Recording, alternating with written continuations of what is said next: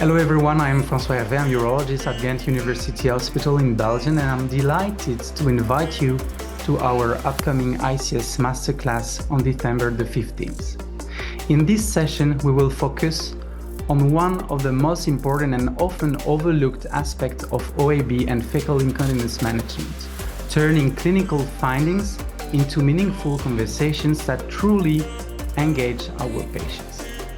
Together with an outstanding faculty, we will also explore the patient journey, address fears and misconceptions, discuss how to communicate risk and alternatives clearly, and demonstrate step by step how to use the OAB and fecal incontinence patient decision aid in daily practice. You will come away with practical, actionable strategies to strengthen shared decision making, improve persistence, and support your patients more effectively. So join us on December the 15th.